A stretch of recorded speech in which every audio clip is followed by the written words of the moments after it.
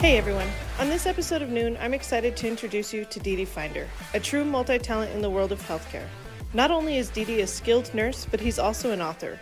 With a wide range of nursing expertise and a creative flair for writing, Didi has a unique perspective to share.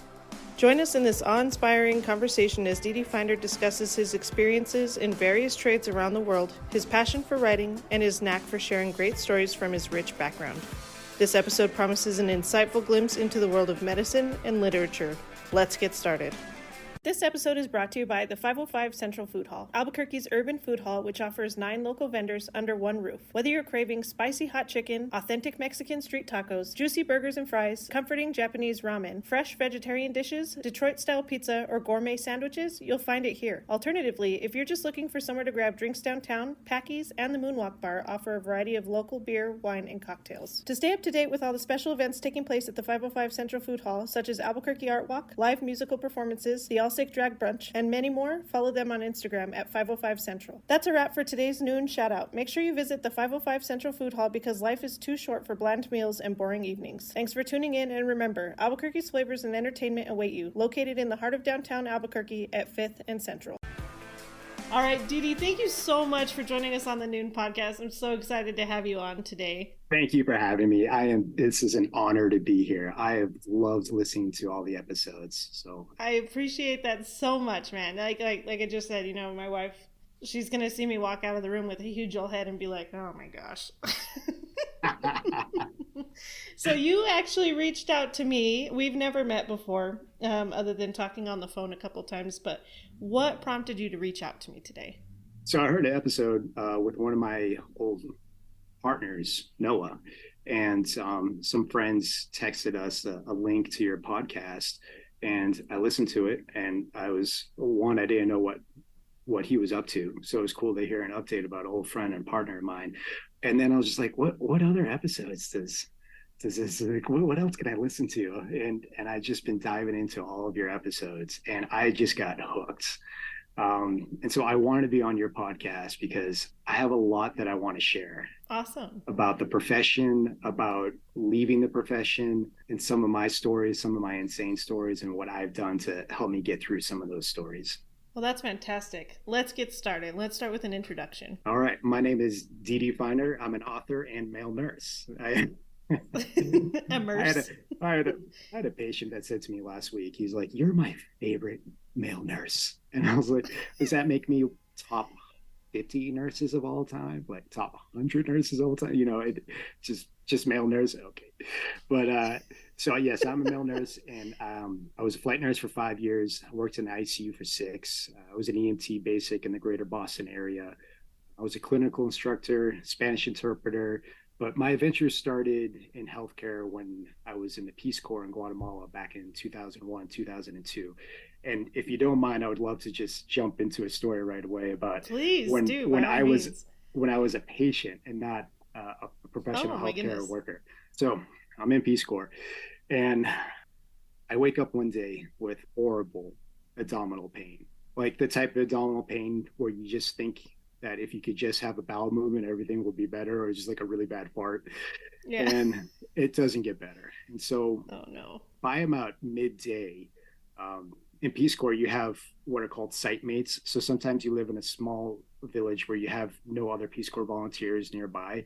And other times you have maybe 1 or 2 that are within a few minutes of where you're living. And so I go to the market that day to pick up some food, even though I had this horrible abdominal pain. I actually run into my site mate, Robin. And I was like, "Robin, I'm not feeling good. I think I'm just going to kind of take this easy the rest of the day, go home. Hopefully it passes."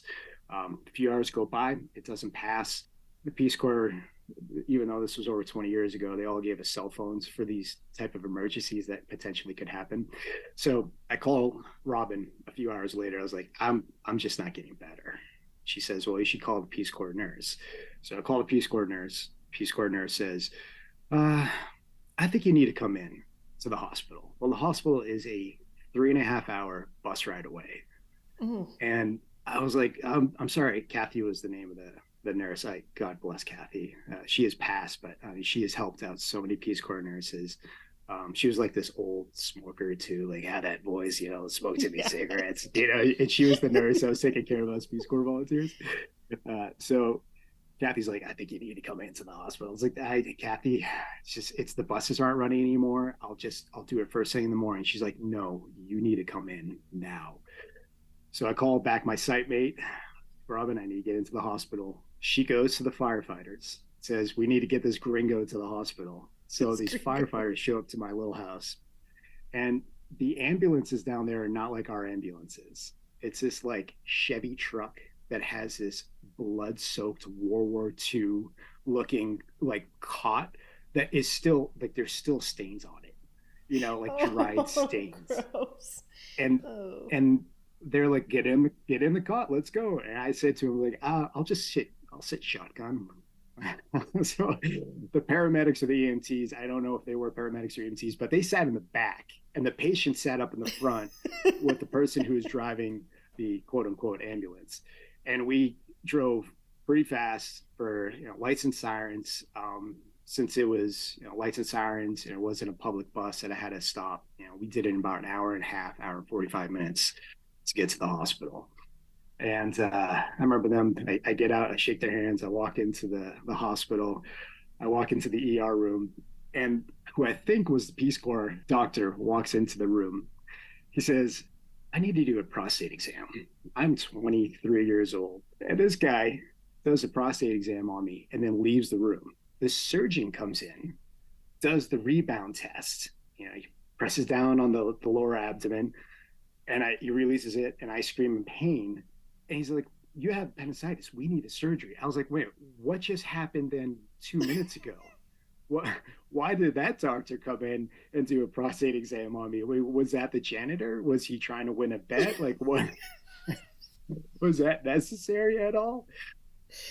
So this is the part. I can't make this up. We go in there, and Kathy arrives. So right before I go in, um, she just holds my hand and says, you really need to have this surgery. And I'm freaking out. I don't know anything about medicine at this point. I'm in a foreign country.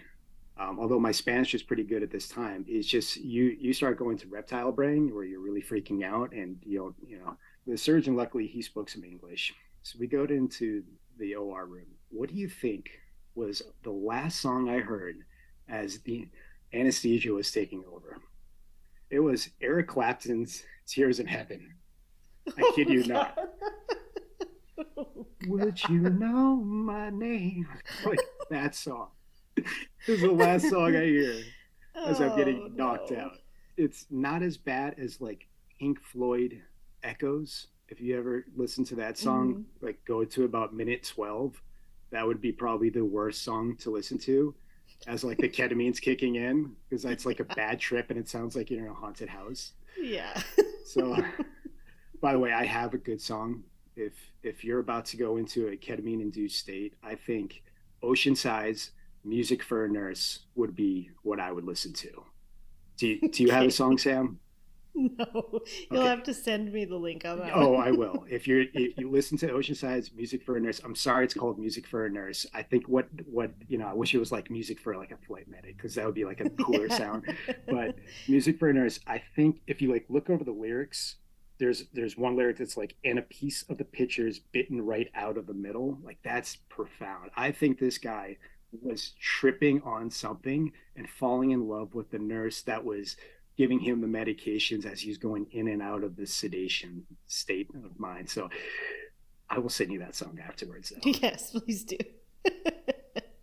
So, how did the surgery go? Surgery went successful. So that was September 10th, 2001. The next day, September 11th happened. So I'm in the hospital room, and my brother worked right next to the towers.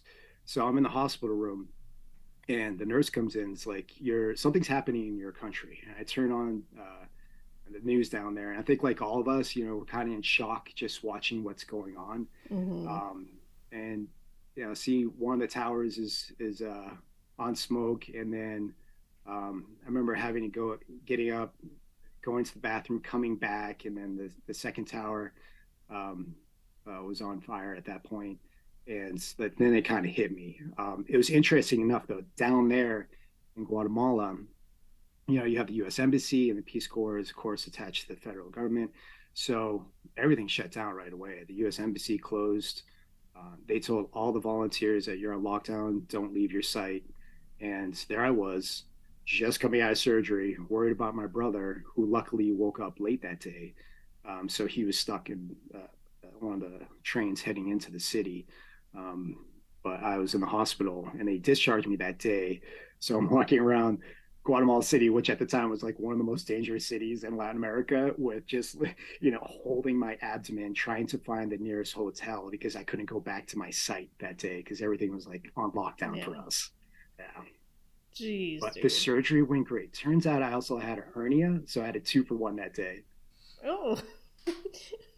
But it wasn't in the prostate, was it? No, they got it.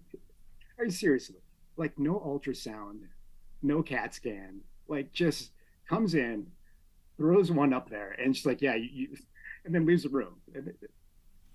I mean, to this day, 20 plus years later in healthcare, like I actually even looked that up in PubMed the other day because I got to look this up. I mean, was he at least an employee? I think so. I don't know. Okay. You still don't know. It's like it's unknown territory. Yeah. Like I said, was he the janitor just trying to win a bet? I don't know. It's better to just believe that he was an employee at this point, right? I've only been on this podcast for a few minutes and I've already told one rectum story. I'm just it's only gonna get better from here, buddy.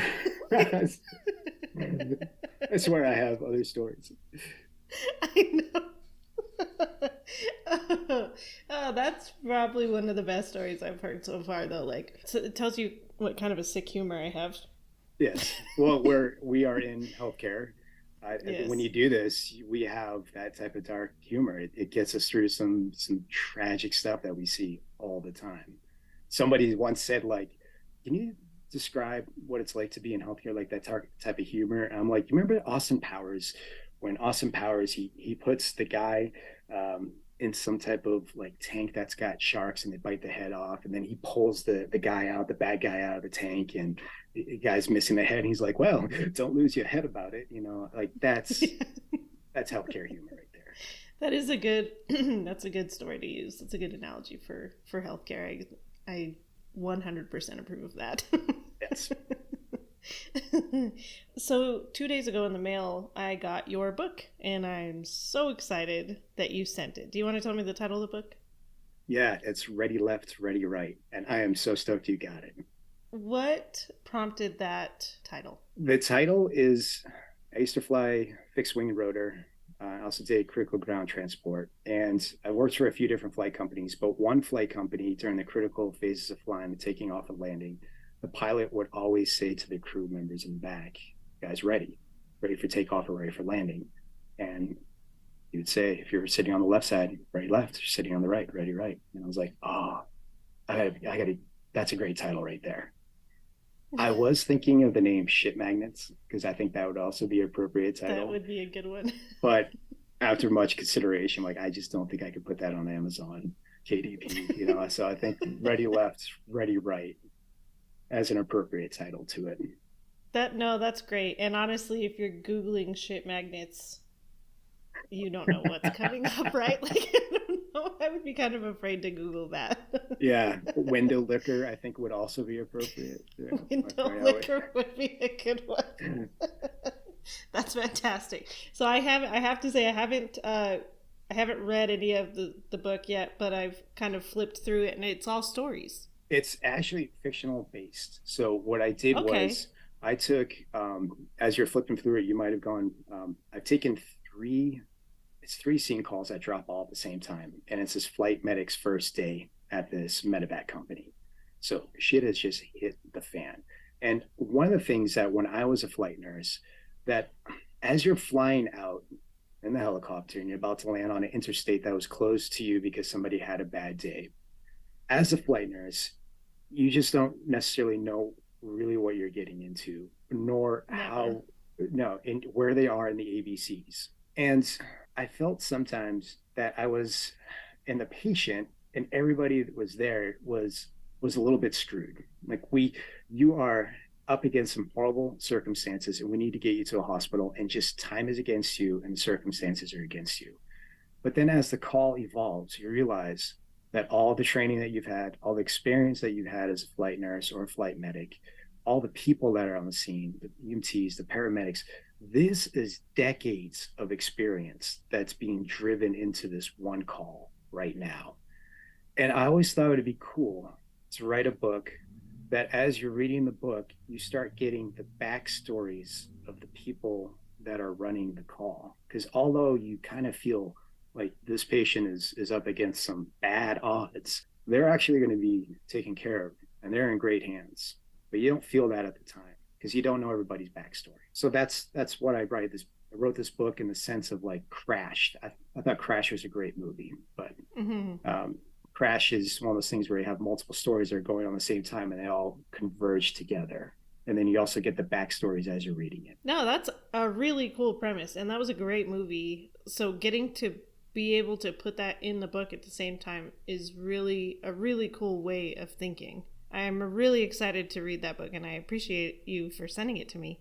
I can't wait to hear your feedback about it. Someone who's working in the business. I want you to know, like, hey, you're kind of full of shit, or no, this is actually legit. As the reason why I wrote the book is that I'm no longer in the business. I'm no longer a flight nurse. I work in intervention radiology now as a nurse. I worked in a toxic work environment, and I was not sleeping, and the two combos just knocked me out. But I worked with some giants in the profession.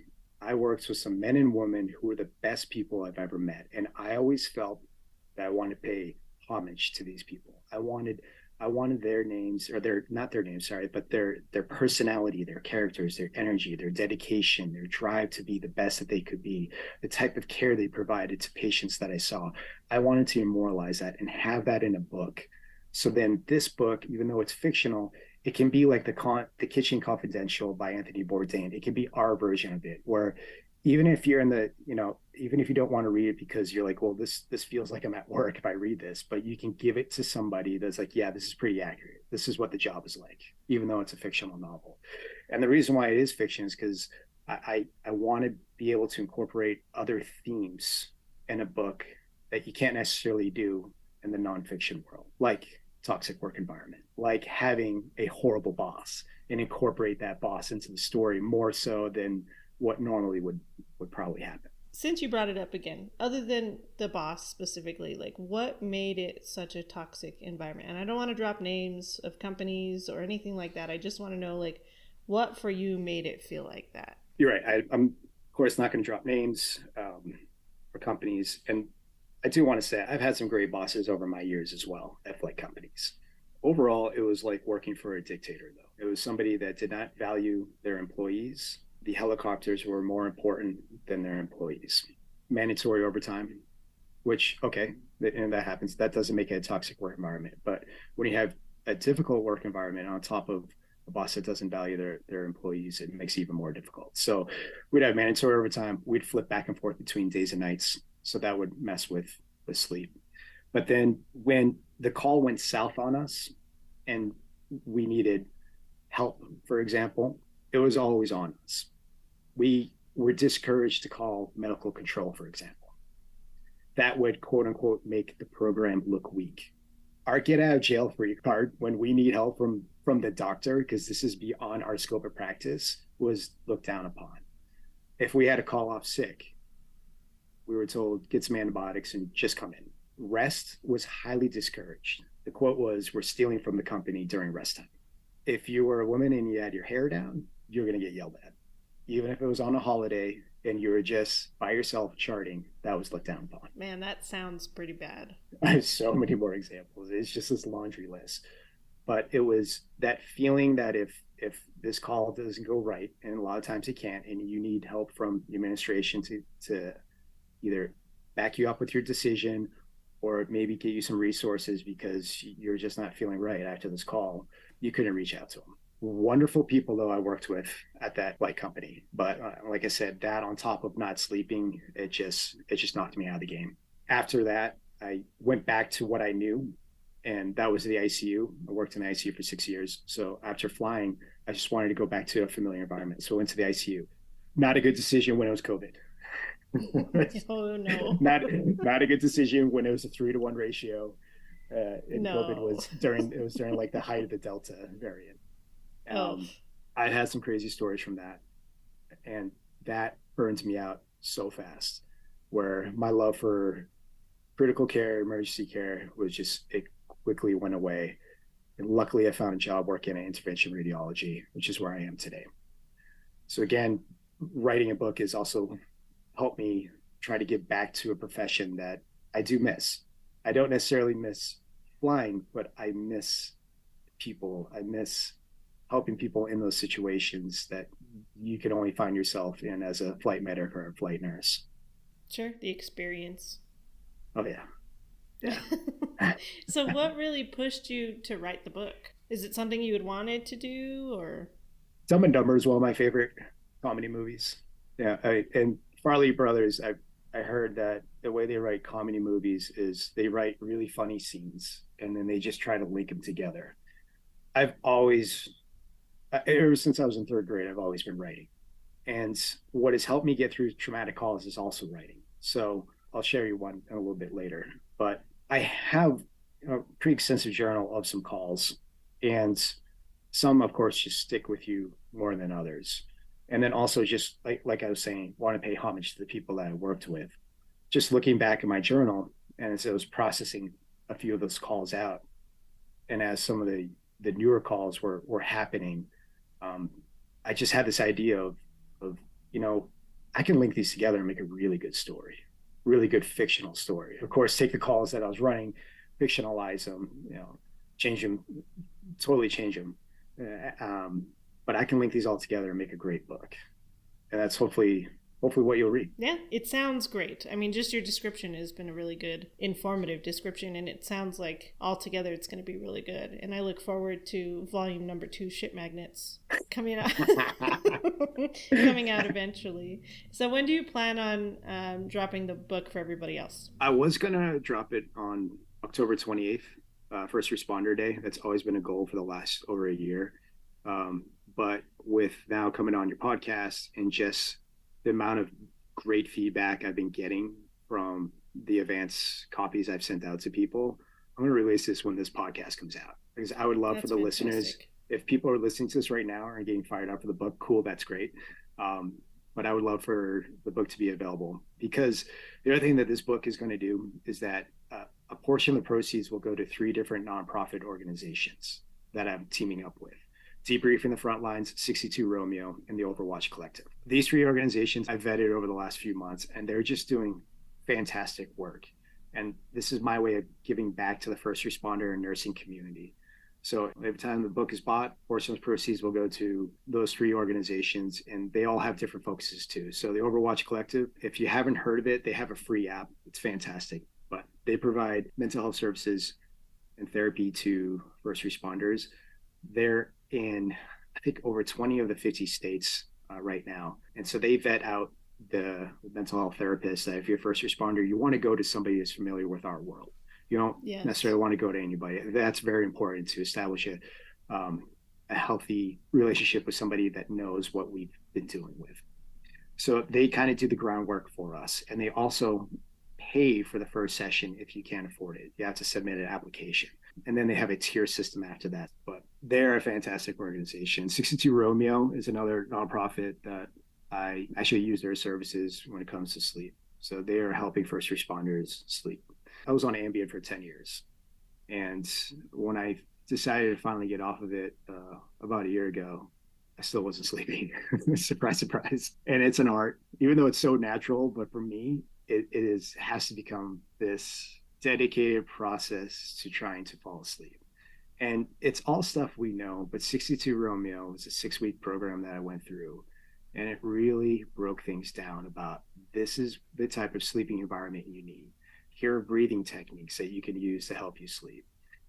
here's some technology that is available if you have the means to go buy that might help you sleep a little bit more profound. And I would love to go over that as well.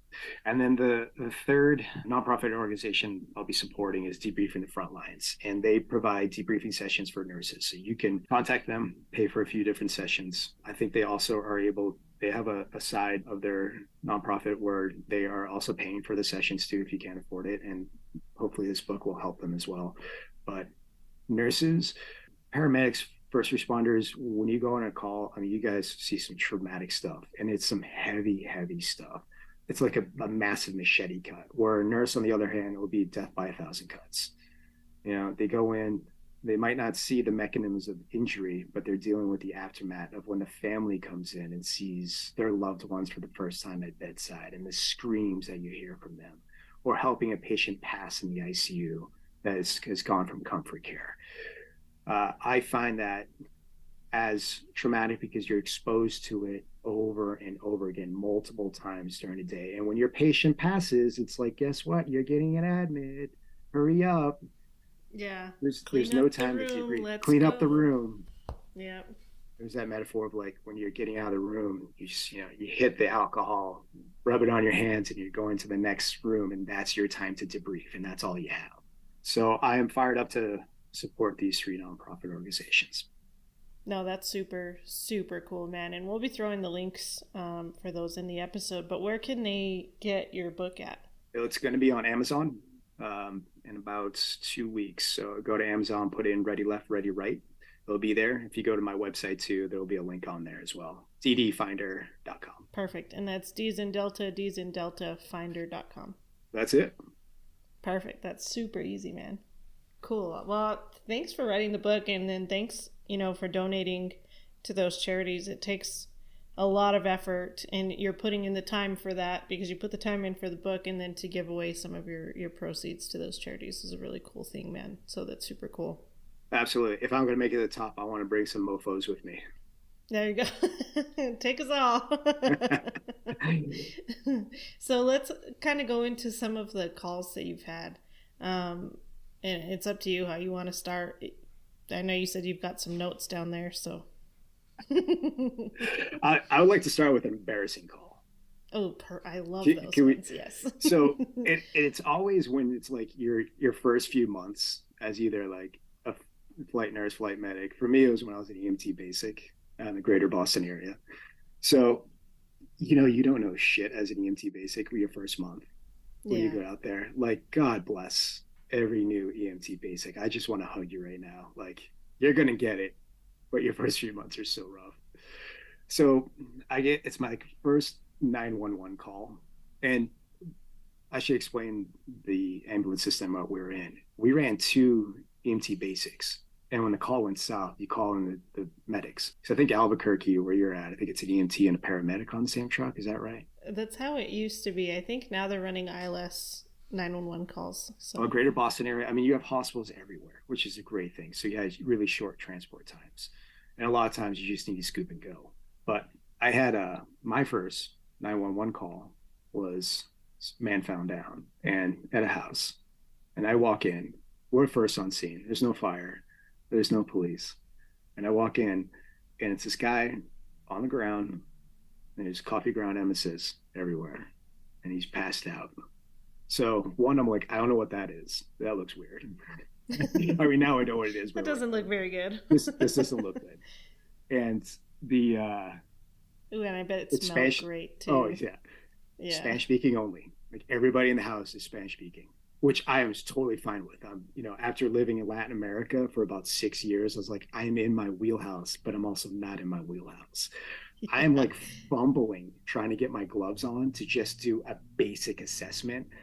And the fire department walks in, and the fire department in the greater Boston area, in the Revere and Chelsea area, they are salty. I mean, I love my boys and right over there, but man, like 20 years ago, those departments, man. So this chief, somebody walks in and he's like, does anybody speak English in here? And then I raised my hand. I was like, I do, sir. But it wasn't because I meant to say like I speak Spanish, but I was just answering his question. Then all these massive firefighters just like stopped, and then all their heads turned to look at like the rookie wearing like his little white uniform, trying to put his gloves on. So extremely, I mean, that was like a funny, embarrassing. Um, Hopefully we haven't all done this, but I've dropped a patient on a stretcher before. Yeah. Yeah, Yep. that can be very bad. Yeah, and it was my very first flight as a flight nurse. I Oh was working no. for, yep. And I mean, shame on me, one, for dropping a patient, but also I have an EMT background. I should have known. My partner was pulling out the stretcher from back of the ambulance, and he was having trouble engaging the wheels to come under. And for whatever bright reason, I unlatched where the hook was, and so I was pushing the stretcher back in to try to re-engage or disengage the wheels to come down, and then he pulled it forward and unlatched. The whole thing. Oh. Yeah, Did it in at least front of stay in that upright? Like it didn't tip, right? it didn't tip. I mean, he was That's good. supine, but it was a recent paraplegic patient that was flying to Craig's hospital, and the mom was watching, and I felt like shit the entire flight up, and ran the rest of the call. Once we were done, I was done. I was crying. I even called my boss and I was like, I think I'm done. One flight was good enough for me. I think I'm done. And Yeah. she brought me in and she was like, this was just, a bad incident. We look at this as you just need a little bit more training. Maybe I had some cobwebs up there. Maybe you were nervous. We're just going to train this out of you. And that's what she did. And never happens again. Stayed in the flight world for 5 more years after that. Oh, that's good that you were able to push past that because that can be embarrassing and, like you were saying, upsetting, quite upsetting when accidents like that happen. But it's good that you didn't just hide it and, shove it under the rug for later. Sounds Yeah. like you went through all the right steps. And then talking to your partner about it, like, hey, we should have communicated better about that. But having a great boss that backs you up, like not saying, how are you to be so dumb? You know what? We need to train you more. Let's get you trained up on this. You're going to be a good flight nurse. You have the background for it. Don't let this, don't let this chew you up inside more than it already is. Let's just train this out of you. And then train other people too, right? Like, make sure Yeah. that nobody you train does the same mistakes. Yes. Or talk about it on a podcast. Yeah. Relive that horrifying Yeah. experience, right?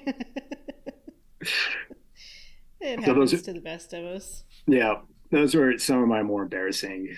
When I was learning Spanish, I have a really good embarrassing story. It's not EMS related, but it's pretty quick. So I walk in, I walk into, I'm in Ecuador. I lived in Ecuador for a year before I got into healthcare. And so I'm in Quito, and I walk into this grocery store, and I was like, hey, where are the batteries? And the guy looks at me really weird. He's like, excuse me? He's like, okay, clearly I just need to slow down and speak louder. So I was like, where are the batteries? And then he looks at me and he's like, I was asking where the prostitutes were. The difference between batteries and prostitutes was one L. One L. Donde están las pilas and donde están las pillas? Like, it sounds very, very similar. I can only imagine. I can only imagine the looks you were getting. That's hilarious. Oh, yeah. This like tall white dude. That's and I'm only 5'9", but I'm huge down there. This tall white dude just like yelling, "Where are the prostitutes?" in this grocery store. Yeah. So I had my fire guys. Oh, those assholes! They we were sitting around at a barbecue one day. We were all having a good time, and this was with one of my ex girlfriends. We'd only been dating for like a week. We didn't know each other super well, but the guys were like, we were all hanging out talking, and they were telling her, "Do you know how to ask for dark beer in Spanish?" And she was like, "No, and I love dark beer. Like, teach me how to say like I want dark beer in Spanish." So they said, "Okay, you'll walk up to the bartender and you will say, 'Chupa mi verga, por favor.'" Okay. So I knew something was fishy because they all were like kind of smirking and trying to hold back laughs, and she starts repeating it, chupa mi verga, por favor. And I was like, something's not right here. So I I was working at my parents' shop the next day, and I told my dad, I was like, Dad, what does chupa mi verga mean? And he's like, who fucking taught you that? And I was like, the fire guys were teaching that yesterday. And he was like, it means suck my dick in Spanish. I was like, oh God, I better go tell her before she fucking goes and says something to somebody else. Oh, Those assholes. But oh. Probably one of my favorite stories. I mean, a fire dude teaching you Spanish, like, right there, you're like, this is not going to be, this is not going to be grammatically correct. First of all, there's probably going to be swear words in it. Yes, I knew something was fishy because they were all just kind of cracking up, like, but not making a big show of it, So I was like, oh, I better go confirm this with somebody else before I go any further. Oh, that's fantastic. There's so I used to one of my first jobs in healthcare, and a great, funny, embarrassing story. It's not mine, but it's along the same lines. Is I used to work for a nonprofit called Partner for Surgery. Partner for Surgery works down in Guatemala, and there's a lot of other nonprofits that go down into Guatemala to provide surgical services to people that can't afford it. They don't really have a good way of advertising that, hey, we're coming down, we're going to be doing free cleft lip, cleft palate surgeries or cataract surgeries. So we're the nonprofit that provided the bridge between the rural communities that brought the patient into the hospital that these surgeons were performing the surgeries almost for free. And then we would provide the convalescence and then bring it back out to where they came from. In Guatemala, Spanish is only one language. There is 23 other languages in Guatemala, and then there's dialects of those languages. So tapping into my Peace Corps resources down there, a lot of volunteers, they speak multiple languages. So I had this one badass volunteer that I knew that spoke Spanish and Quechua, which is one of the Mayan languages. So as the director of this nonprofit, I would go out to these villages where I would have like a Peace Corps volunteer that could provide some of the interpretation. Of course, we would have to get other interpreters because we would have like hundreds of people that would show up for these, what we call medical missions or jornadas, where we would identify the surgical candidates that day. And then on a later date, we'd bring them into the hospital for the surgery. So we would bring in doctors and nurses out to these villages where they could do the triage. So I had my friend, Brian, and he was one of my interpreters there on this day. And I look over, so there's this like North American doctor, I think he was Canadian, and he was asking Brian to translate to this, what looked like a National Geographic Mayan woman, wearing the typical corte. She looked like she could have been like on the cover. And I see Brian just turn beet red. I mean, he was just like, it was like color of my shirt, just like red. And I see this like little Mayan woman just hunched over, start snickering. And I go up to Brian, I'm like, Brian, what's going on, man? He's like, dude, I don't know the proper word for vagina. He was asking this little Mayan woman, does your pussy hurt when you're fucking? Because he didn't know how to say, does your vagina hurt when you're having intercourse? You remember? Oh goodness. Well. Yeah. And the next jornada we had, he knew all the appropriate medical terms after that. That's good. Yeah. Hopefully she taught him well. Funny thing, she wasn't like walking away offended. She was just laughing. Because I think Brian was probably saying it in a way like, I'm so sorry, I don't know how to say this, but I don't know the proper word. Because he learned street Quechua. When he was hanging out with like all his Quechua friends, they weren't teaching him proper anatomical Quechua. Oh, that's so funny. Oh, poor guy. Yeah. He's actually a doctor now. He's doing good for himself. Oh, good. He probably tells that story a lot then.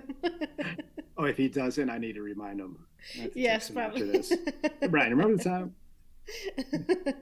Oh, that's so funny. That poor lady too. Yeah. Oh, I love those stories. That's so great. And that's the great thing about being a first responder and nurse is like you have a lifetime of stories. Yes. You get a lifetime of trauma. but you get a lifetime of stories.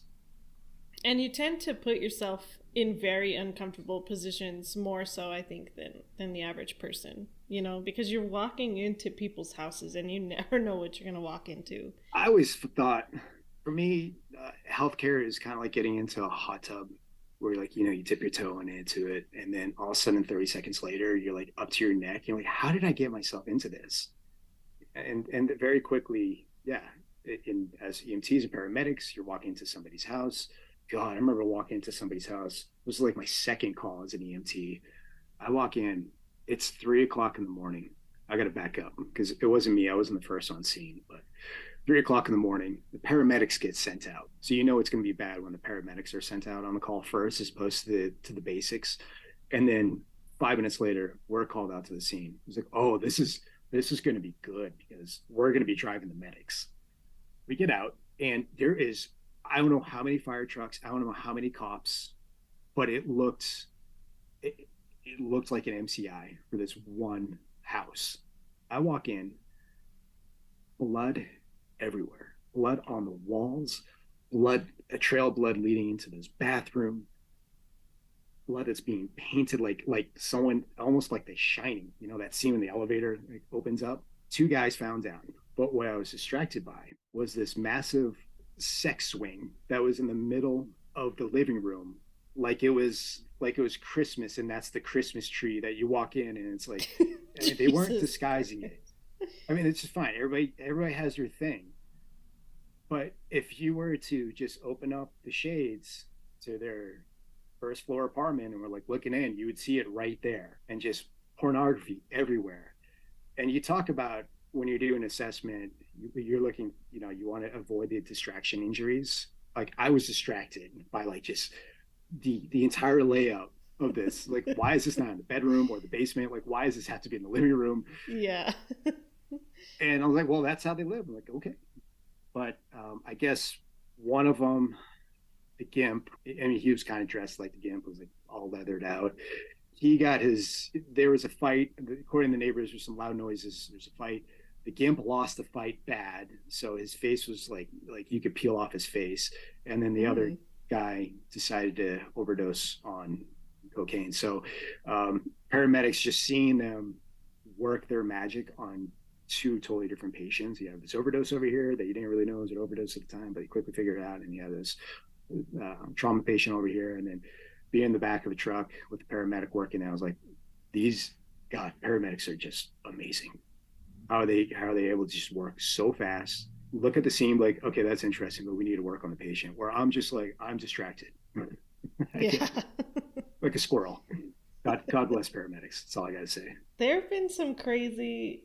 I've never walked into a sex swing in the living room, but I've seen quite a few hoarder houses. Those are really bad, especially with the bugs and the animals. And bugs are the worst, dude. Especially if there's like bed bugs involved. Oh man, that's just one of those ones that you don't feel clean. Even after 10 showers, you're still just like, this is so gross. Yeah, you get that. I got a pretty big beard, so when I was working in the ICU, I'd sometimes rock the beard, and other times I'd be clean shaven because it's like, you get the bed bug patient. So then you're like putting net over my beard and just everything. You just get like, even thinking about it right now. Yeah, the heebie-jeebies are just gross. Yeah, and props to you for working in the ICU, man. Oral care is just one of those things. I never want to do oral care. There's like a satisfaction when it comes to that, in a weird way. Like, you are helping somebody that just can't do anything for themselves. It's something like oral care. Can you imagine not brushing your teeth for days at a time? How dry your mouth would be with your mouth open, with an ET tube sticking out of it. And if you don't move the ET tube, the breakdown that you get around the mouth. So just doing little things like that. You look back on that like, man, that was in a weird way something special, even though it's oral care. Yeah, no, good for you. Like, props to you. There are things, I don't do mouths and I don't do butts. And oh God, you get a lot I get of that butts. option. I know. I was thinking, like, how many asses have I cleaned in my career? Like, and it's in the thousands. Yeah, dude. I worked an overnight once where it was, the clocks got set back an hour. So that gave me an extra hour at work. And it turns out I had the shitter on the floor. And she Oh no. shat, a wake patient that just couldn't make it to the toilet in time. And she wasn't seated, thank God. But Oh she yeah. shat every hour. I am not joking. Every hour on the hour. 13 bowel movements in one shift God, from dude. one patient. It was to the point by bowel movement number 9, I was rooting for her because I was like, let's break the record. Let's get into the Let's teens. break the record. Let's go.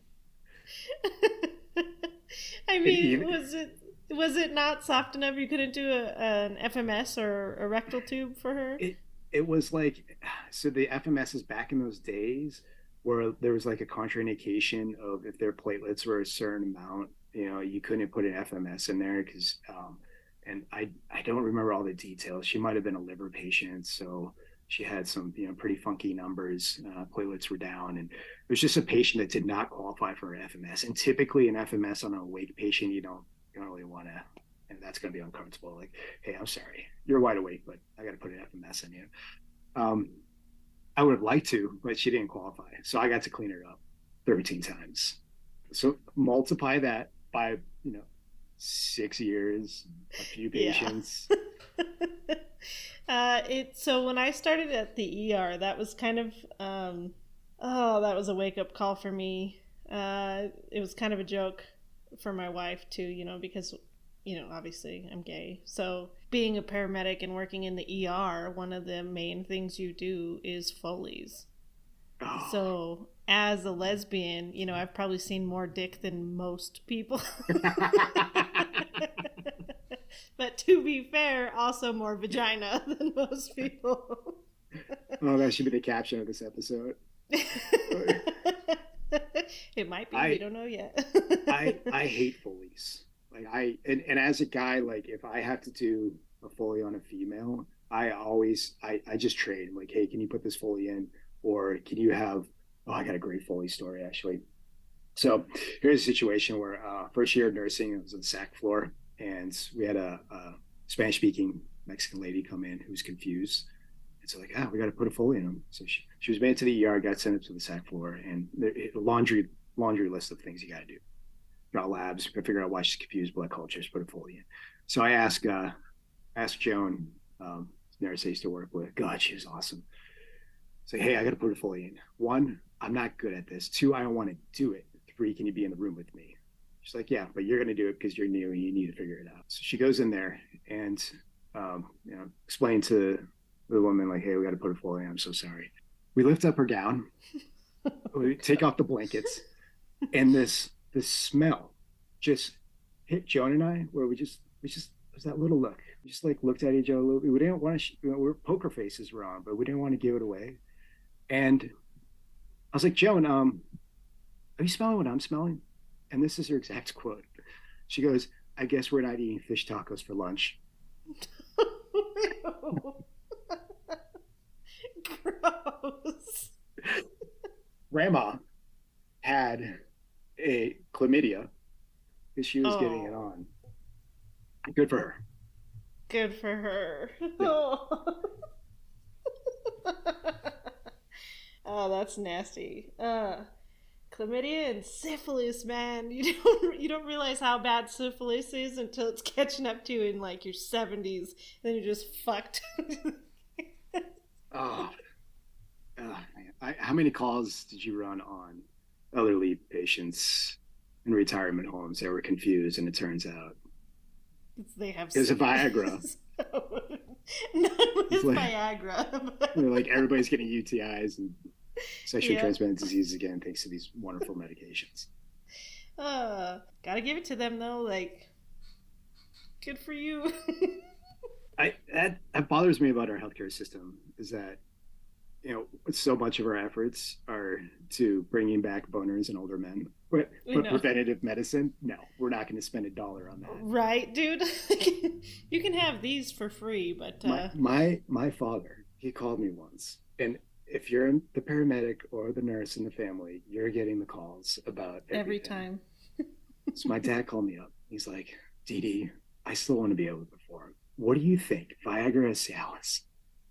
I was like, Dad, this is like, are you do you think in nursing school we read double blind studies about like Viagra or Cialis and see which one is more effective? And why are you asking your son this? Like, I don't want to know what you're doing with my mother-in-law. Like, that's just This is can't get that beyond thought me, out. okay? I can't get that thought in my mind. So, So, a little off topic, but because I'm a paramedic and it's family oriented, we went to Vegas several years ago. And, when you go to Vegas, you have a good time, right? So we were all drinking. My father in law was drinking a lot. He got put to bed early because he was drinking too much. So we went out, put him to bed, went back out. We were having a good time, drank for a couple more hours. And then we all went to bed. Well, my mother-in-law came into our room and she's like, something's wrong. I can't wake him up. Like, can you please oh just come no, and check him? He's not moving. This motherfucker sleeps on his back, like this all the time. This is just his normal sleeping, like on his back, face forward. That's just his natural sleep. But she couldn't get him to wake up. So I go in and I'm like, hey, wake up. And I do the little shake. Nothing. Lifted his eyelid. Nothing. So what's the next natural move? I'm gonna do a sternal rub on him, yeah, right? Like, yeah, yeah. keep in mind I've also been drinking, okay? Like, so I may or may not have sternal rubbed him a little too hard. He sat up out of the bed so fast, like, whoa! He was very upset that I sternal rubbed him. He still to this day talks about that sternal rubbing. You He deserve wasn't it, so sir. drunk he didn't remember.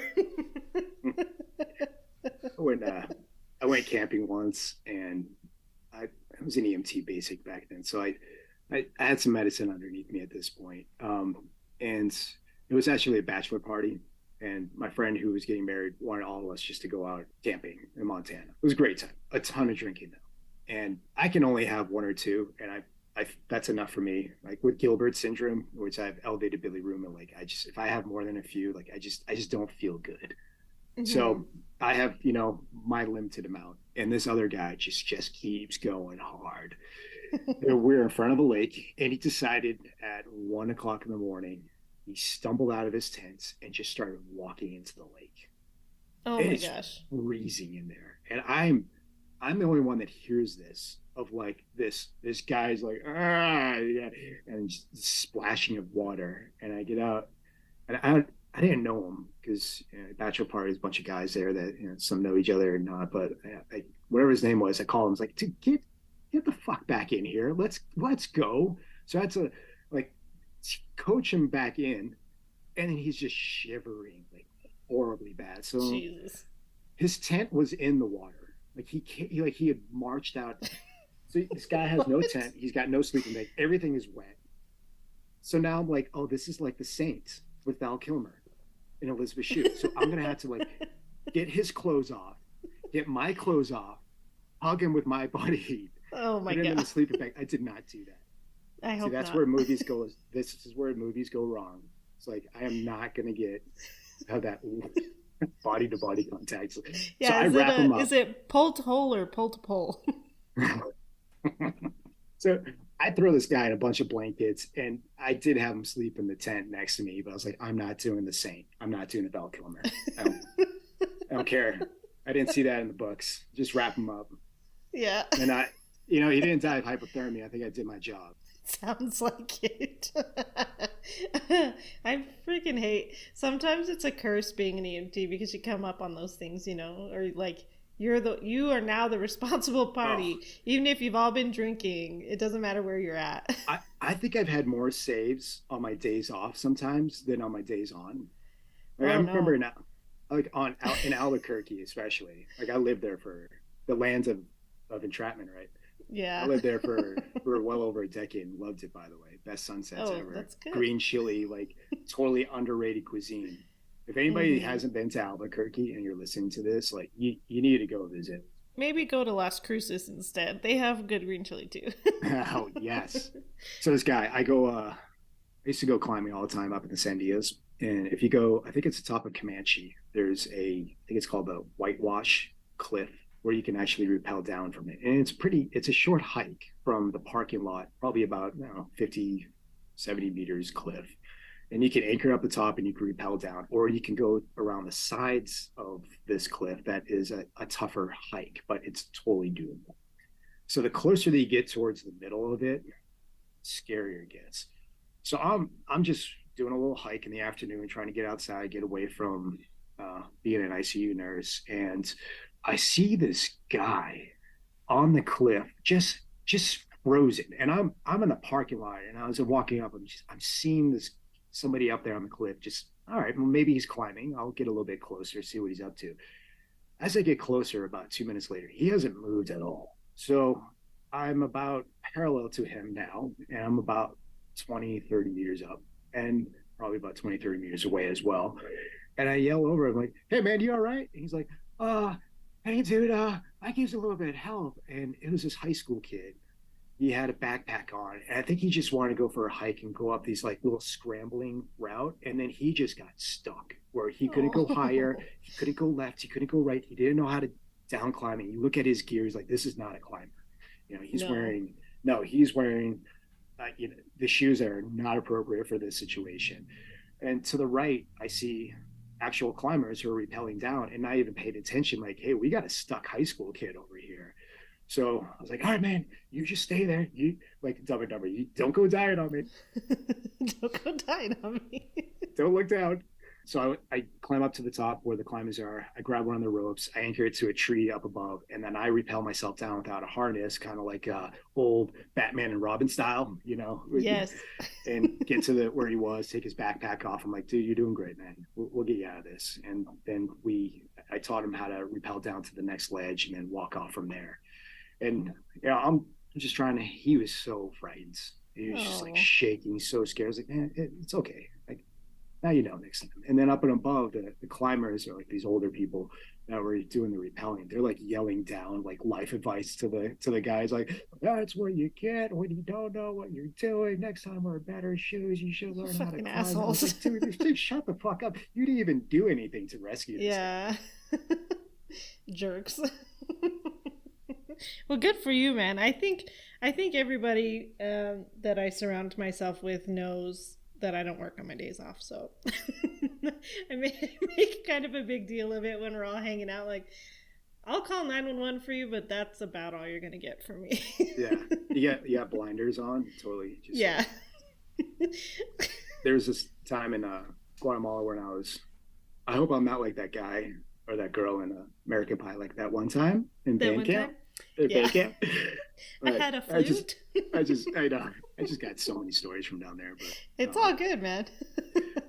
So I used to drive the shuttle van, and it would say "doctors" on the side, and that's how I transported some nurses and doctors around there. But I'm like 25 years old, driving this big old shuttle van down there, having a great time. And I would go out to some really far away villages. You give me a map, I didn't know where we were. One time, out in the middle of nowhere, I'm coming up and over a hill, and this guy is just passed out on the road. And I stopped the car because, like, this is a setup. I'm about to get ambushed. I've been carjacked. I have been robbed at machete point. I've been robbed by like a gang of teenagers before. Like, my situational awareness is high. So as soon as I come up and over a hill, I see this guy pass out in the middle of the road. I was like, "Oh shit!" I am looking around for something that's about to happen. Like, guys are going to come out with machetes or machine guns and rob me, which happens down there, especially out in the rural areas. So I'm stopped for a minute or two. I'm just looking, roll the windows down, listening, nothing. I get out of the van, engine still on, nothing still. I take the van, I slowly creep towards him. He's not moving.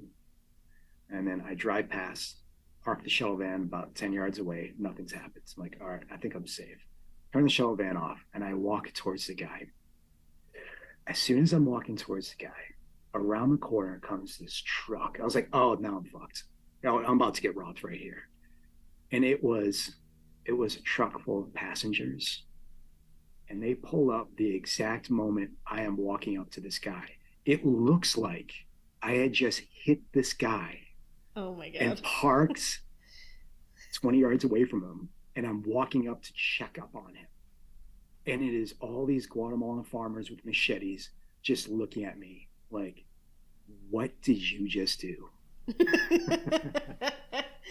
And they get out of the truck. I'm like, I am screwed. I'm screwed. I'm like, I just found him. I was like, hey man, I just found him. Look at the tire marks. You see my tire marks? They go around. There's no abrupt stops here. You know, he wasn't bleeding from anywhere. And they start waking up, and he's drunk. So he was just drunk. He's just wasted. I was like, oh my God, thank God. And I just got out of there. Yeah. That's a scary situation, man. Can I tell you the scariest? Yeah, please do. All right. This one time in Guatemala?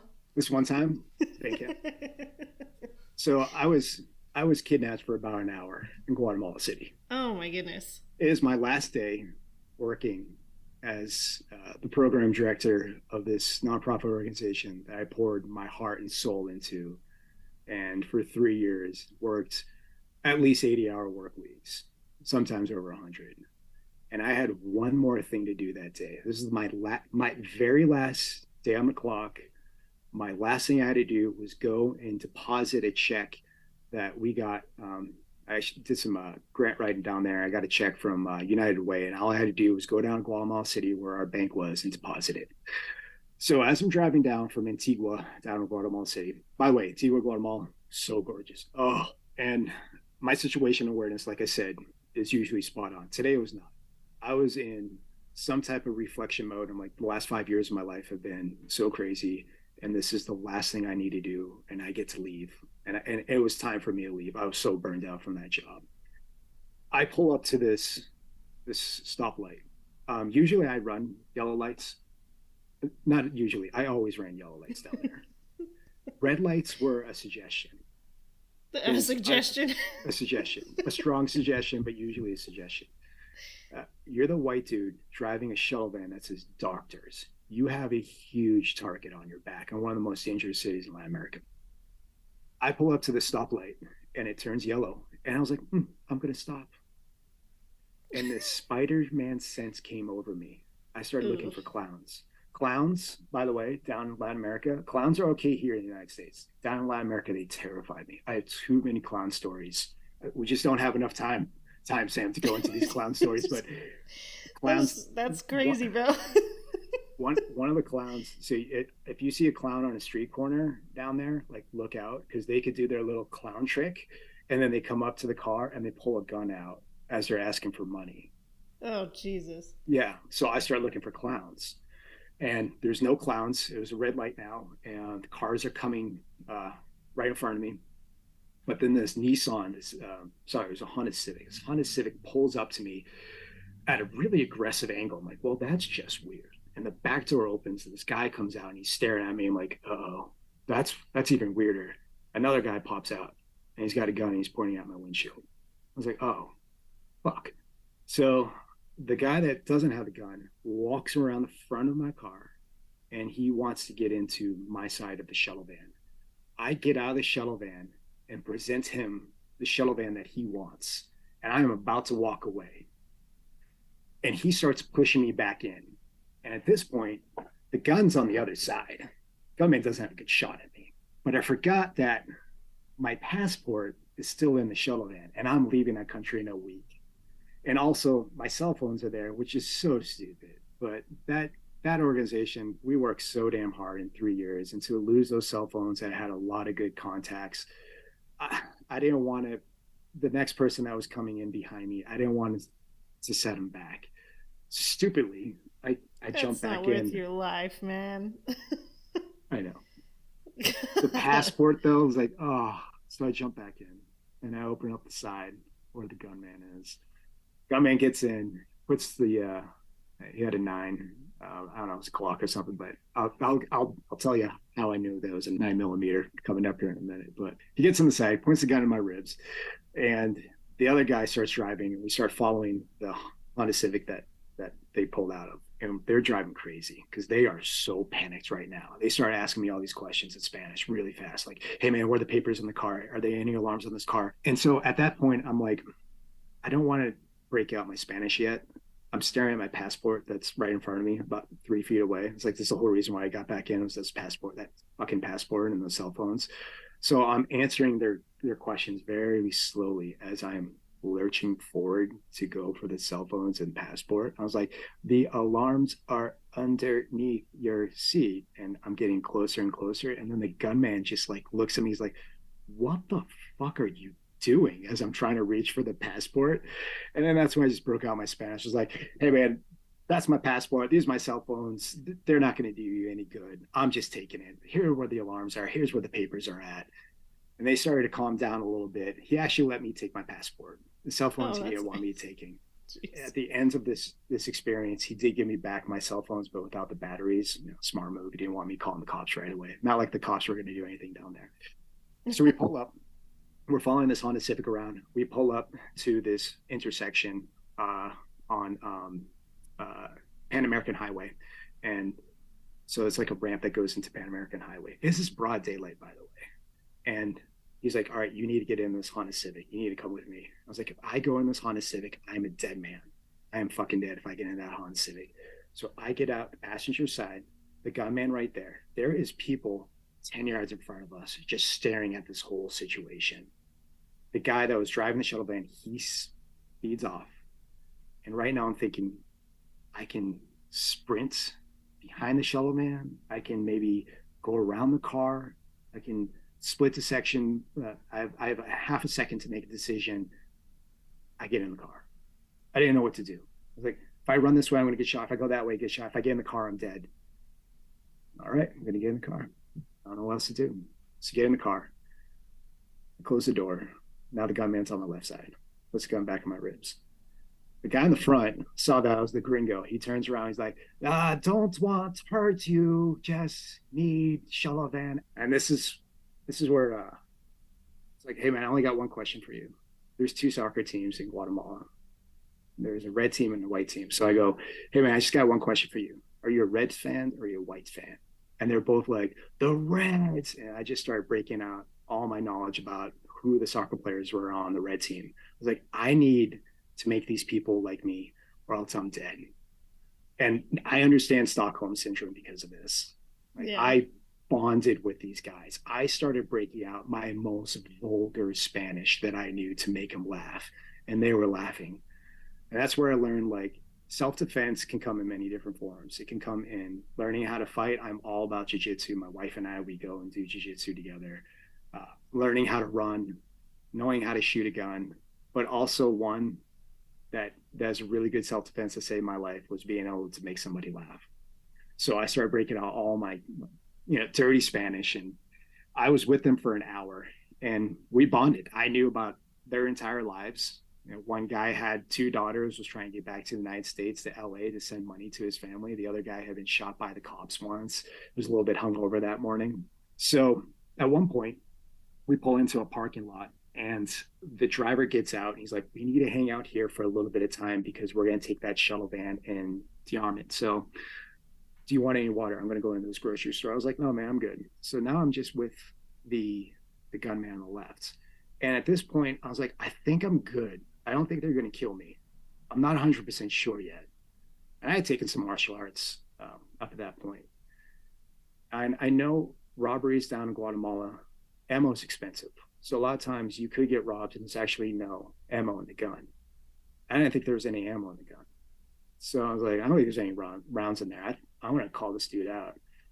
So I said to him, Sam, I'm not making this shit up. I was like, what kind of gun do you have? He's like, I don't remember what it was. I was like, okay, 9. And what kind of, I didn't know guns at the time. Like, what kind of bullets do you have or rounds do you have? He's like, it's 9 millimeter. I'm like, I have never felt a 9 millimeter round. Can you take one out? I want to feel that in my hands. And at this point, I was like, I'm just going to fucking elbow him, like do some Chuck Norris move right in the face and then get out of this car and start running. I hear him mess with the gun.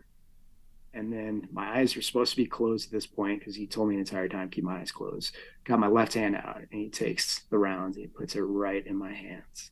Oh shit, the gun is loaded. Fuck, dude. So at that point, I'm like, cool, that's what a round feels like. All right. The driver gets back in the car and we're in there. situation for another 15, 20 minutes. They apologized to me. They gave me back my cell phones without the batteries. And they said, we're sorry that we robbed the shuttle van. At that point, they already know like why I was driving the shuttle van around. I was like, I'm here to help your people out. They Yeah. tried to get him surgery. And they're like, hey, man, I'm sorry. It's just business is business. And then let me go. And that was 1 week before I left that country. That's nuts, dude. Also, not my craziest story from that week. Oh my god. Wow. You've got quite a bit of life experience. Yeah, man. And then just, being a flight nurse and a first responder, it just adds, like we all do. We just have so many great stories from that profession. I mean, you can write a book just in the stories that you've had in Guatemala, and everywhere else that you've been.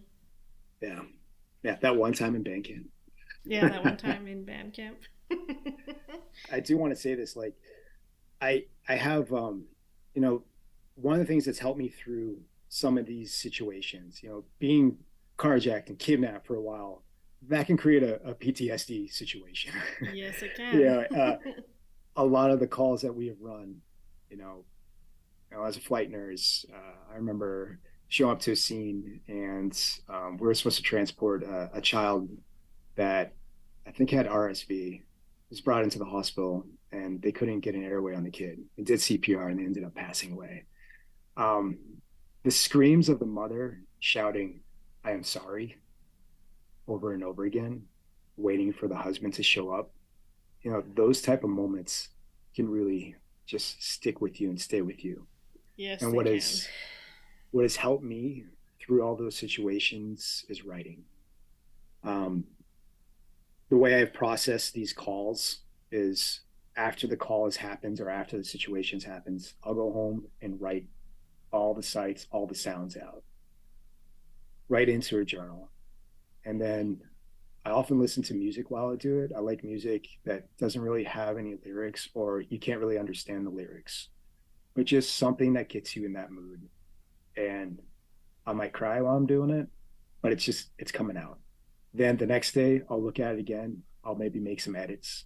The next day, I might send it off to somebody or I'll just bury it somewhere. But by day 3, it's helped out tremendously. I actually came across an article not too long ago from Journal of American Medical Association of Psychiatry, and it talked about what something called wet therapy or writing exposure therapy, and how it compares to prolonged exposure therapy or also cognitive based therapy. And this is really cool study. It had 178 veterans with PTSD. Half of them were put into the wet program, the other were the writing exposure therapy group, and the other were put into this prolonged exposure therapy group. Now, the conclusion of this study is really cool, that the writing exposure therapy was not significantly greater in outcomes than the prolonged exposure therapy, or in other words, it was just as effective as the prolonged exposure therapy. But the cool thing was is that the wet group only had 5 to 7 45 to 60-minute sessions, and these were sessions where they would go just write down their experience. And the other group that was in the prolonged exposure therapy had 8 to 15 90-minute sessions, so 2 to 3 times more therapy. And the dropout rate for the prolonged exposure therapy was greater because you are opening yourself up to a complete stranger that your trust might not be there, where the written exposure therapy wasn't necessarily like that. It was you're just writing something traumatic and maybe talking about it. I didn't know that's what I was doing all those years. And it's cool to see a study to say, hey, this helps. This is something that you can do at any moment, any time of the day, wherever you are. You can always have a pen and paper nearby. You don't need resources for this. I'm not advocating this instead of doing therapy, but maybe this is something that a first responder or nurse isn't doing that they could try. I've hurt myself a lot of like physical injuries, I should clarify, from sports endeavors. And one thing with physical rehab that I've learned that is sometimes it's not just one thing. It's not just physical therapy. It's not just massage therapy or chiropractor or acupuncture. It is all those things combined together that helped me overcome an injury. I've had some really fucked up shoulders. And it took me 2 years to rehab my shoulder injury. And it was these different modalities of therapy that got me through. And I think the same could be said about perhaps PTSD, that it's not maybe just one modality of therapy, it's a few different modalities of therapy. And this might be one that we first responders are not using enough, that is just at our disposal at all times. So it's something I just want to share with everybody, that if you haven't tried it, try it. You don't need to write a novel. You don't need to write an essay. It can be anything. It could be lyrics to a shitty song. It can make absolutely no sense. It could be grammatically incorrect. It doesn't matter. It just needs to come from the heart. It just needs to be something that is so deep down inside, and you're exposing it out. And I hope that would make a difference for some people out there. Sure. No, that's fucking fantastic, man. It's like a whole other level of emotional intelligence, right? Because you're exposing yourself to yourself. And instead of keeping that deep down, you're expressing it in a way that maybe you haven't normally done it or done it before in the past. And it doesn't, like you said, it doesn't matter if it's grammatically correct or not, because we all know that nurses can't spell. That's okay. I'm just kidding, though. I know a lot of paramedics that can't spell either. Dispatchers are absolutely the worst. Going to a call on a 39-year-old, what the fuck does that mean? we had one the other day. They were trying to spell Levafed, and it was Alivat was I don't even remember. Alivafed or something like that. It's just so wonky, dude. And you're like, why? Somebody's gonna have to look that med up before we get there. Is that mics per minute, or is that weight based? Like what? Yeah, exactly. So you're correct in saying that it doesn't matter how it comes off or anything, and you don't have to share it if you don't want to. I mean, get rid of the pages or erase it if you're doing it on an iPad or on some type of digital format, but it is worth a try at least. The Code Green campaign was have you heard of the Code Green campaign? Mm-hmm. I love what they're doing too. I don't know what happened to their website, but they used to have stories from first responders. You can still find it. If you go to the Code Green website, there's like a search box or search engine. You put in stories and it'll pop up, and you can read other first responders' stories. And they stopped doing it a few years ago. I actually reached out to Code Green and was like, hey, man, why aren't you guys doing this anymore? This was fantastic. Unfortunately, I never got a response. I know they're busy, but I find it such a great way to very quickly de-stress from a critical situation that you've been in. A pen and a paper, maybe some music, and just write, because you're bringing something that's internal out. And if you can see it, you can tame it. A lot of times, if you can't see the problem, you don't know what's going on. But if you write it on a piece of paper, you can see it, you can tame it. Yeah, no, that's fantastic. And you're not the first person to tell me. You're probably the third or fourth person to talk about writing stories down. You know, Jessica talked about it, and Robin talked about it as well. And it's not something that I participate in, but I don't feel confident enough in my writing skills, but that's just me. And I enjoy the more verbal aspect of it. You know, I enjoy sharing stories more than that, but that's just me personally. And if writing is something that helps you, and if it's something you've never tried before, you definitely should. It's there. Ain't going nowhere. Exactly. And it doesn't have to go anywhere if you don't want it to go anywhere. Right. Yeah. You can just write it, throw it in the campfire, put it in a journal, come back to it, or never come back to it. Sure. It's the point of just writing. It's the same as talking to somebody, just getting something off your chest. Whether if you're verbally doing it or you're writing it out, it's the same concept.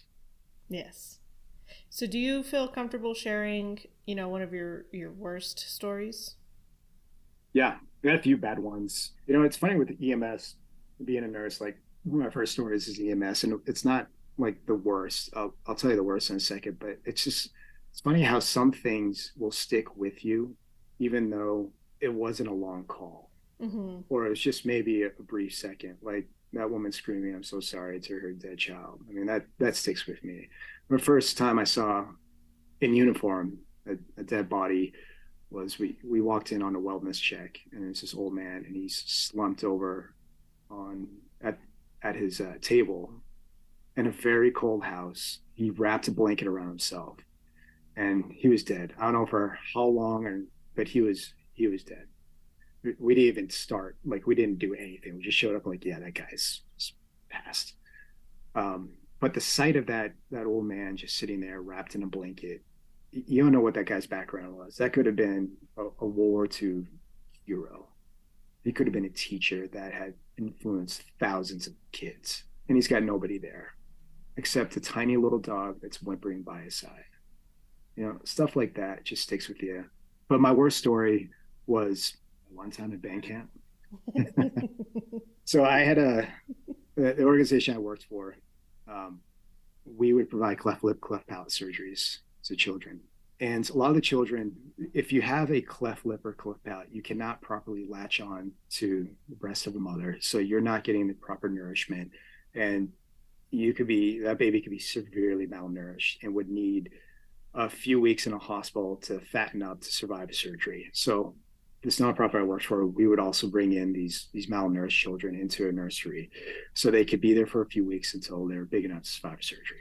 One of the babies died in the infirmary, suspected that the child caught pneumonia, the baby caught pneumonia and passed away. So as a director, it was my job, or made it my job, to go and transport that baby back to their Guatemalan family. So I lived 5 hours from that hospital. I got up early. I drove there, and it is so sobering to pick up this tiny casket. Take your time, man. And even years later, pick up a tiny casket and you put it in a van to drive back to a village of people you don't know. I was actually worried for my life that day too, because you don't know. You're a white dude. You're driving back to a village of farmers that trusted you with their child. So I was thinking of contingency plans when I got there and escape routes, because they see me bring in a child that they trusted, and now I'm bringing back a dead baby. They have this expression down there: it's "shut up, or the gringo's going to take you away." And there is this theory that we're so big because we eat children. These are some of the rumors that are in the far out villages of Guatemala. They're saying and that's where I was the going. gringos are so big because they eat children? Yeah, that we are so big because, yeah. And so here I am bringing back a dead baby to family. My organization, we arranged for a drop-off spot to the family in the center of this town, which we thought was the safest thing, broad daylight, but lynchings happens down there.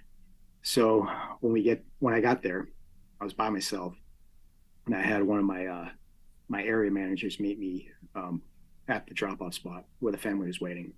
Pull up, and it's probably like 30 people or so, and they surround the car as I'm pulling in. I get out of the car, I go to the back, and I pull out this tiny little casket, and I start bawling. Like, I had this whole speech ready to go, and I couldn't even get it out. And I passed the casket over to the father and helped him put him in the pickup truck. And they started speaking in Kekshi, which I know a few words, but not enough. And the area manager was translating for me, and the family had never seen a casket before. And they were so grateful that we had taken the time to put their loved one, their little baby, into a casket so they can go and properly bury their baby in their cemetery. That was hard. That was probably one of the tougher things I've ever had to do in my life. I've had some really rough calls too, but that one kind of takes it.